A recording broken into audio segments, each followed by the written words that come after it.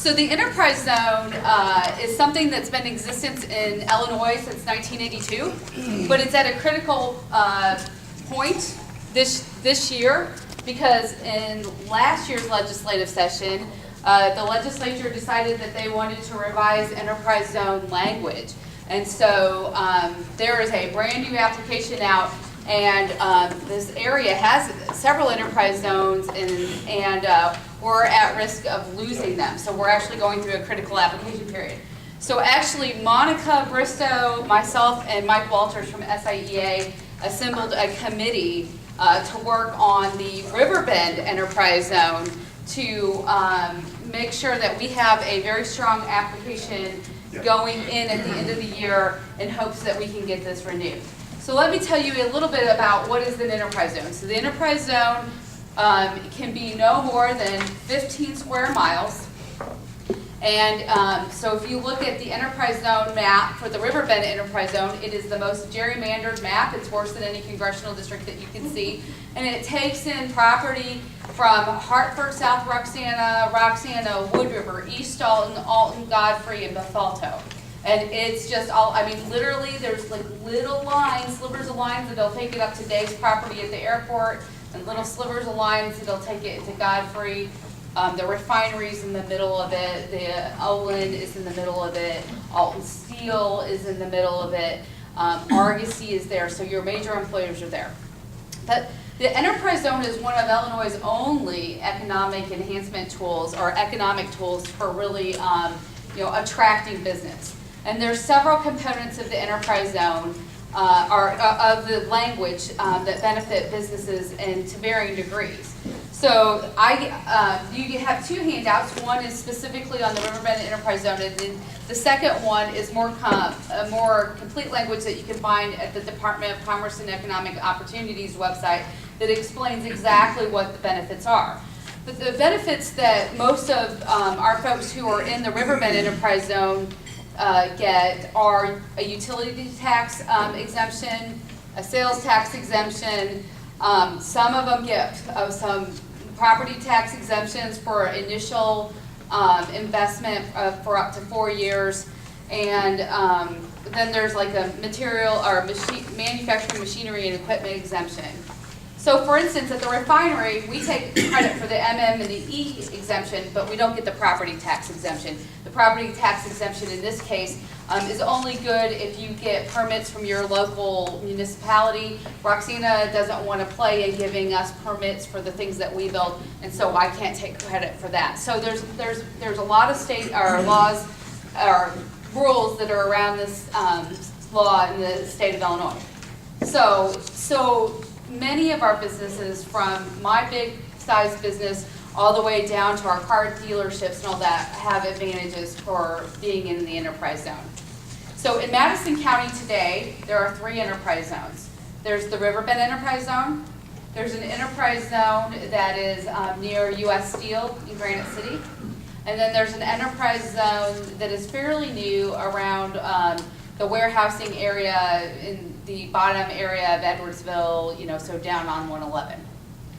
But we understand there's a 4th area that has talked to the county along the corridor between Highland to Collinsville that would like to apply for the enterprise zone. So before 2012 in the legislature, or 2013 in the legislature made some changes, the way it worked is an area would apply for enterprise zone, and after 10 years you would be reevaluated, and then you could get 15 more years into the enterprise zone. So the Riverbend Enterprise Zone has pretty much been in place for 25 years. This would have been our renewal year. But in 2013, Speaker Madigan felt that there were too many enterprise zones in the state of Illinois. So today there's about 104. And he said, I want to maybe scale that back a little bit. So there's no guarantee that existing enterprise zones are going to be renewed in the future. And in fact, we're going to change the application process. So this year, a brand new application is out. Every enterprise zone, whether or not they were due to expire or not, is up to, or has been asked to reapply. And we will know by like mid-2015 whether or not we get our enterprise zone back. So actually, that's why this has become such an important issue to the area. So in January, late January, early February, we got a small committee, or we first called in, Monica, Mike Walters and I called in Alton Steel, Argosy, Olin Brass, Olin Winchester, Dynegy, and the refinery together and said, we think that we need to do something more than just, hope that this application gets in and is worthy of approval. So we actually then took that idea to a larger committee and suggested that we hire a consultant. So we've hired a consultant the consultant we hired originally founded the Department of Commerce, and now it's called the Department of Commerce and Economic Opportunity. And two of his team members have recently come out of the Department of Commerce and Economic Opportunity office, and they actually helped to write the application that we're applying for today. We are putting together this application on a multi-level thing. We're working with John Herzog at Madison County. We're working with all our businesses. We've had several meetings. In fact, we had a meeting about 2 weeks ago where we've asked our businesses to write letters to support what investment they may be looking at in the next 10 years, the number of employees they have, and other key components, because these things will help support our application.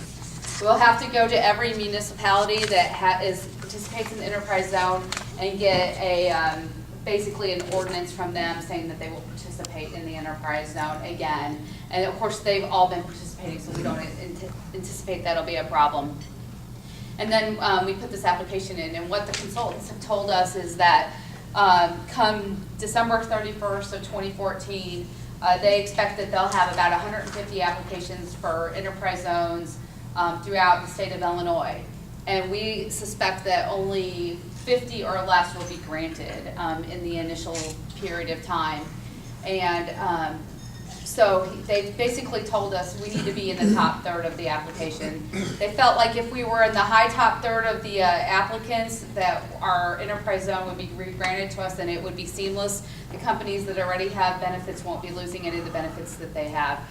If we're in the middle third, it's going to be one heck of a lobbying exercise to hopefully get that. And if you're in the bottom third, I think you can pretty much count it out.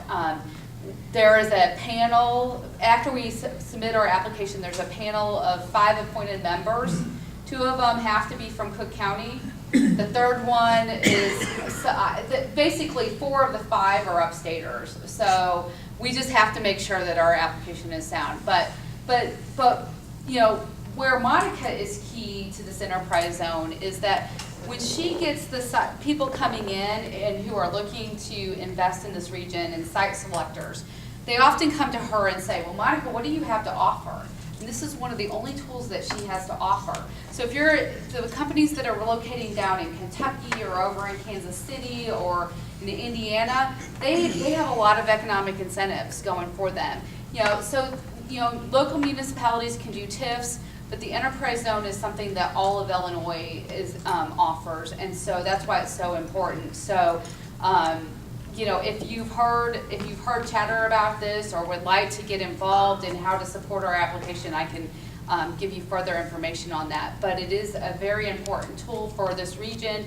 Obviously, we have a lot of developable property. We have a lot of existing businesses that we want to keep seeing reinvestment in.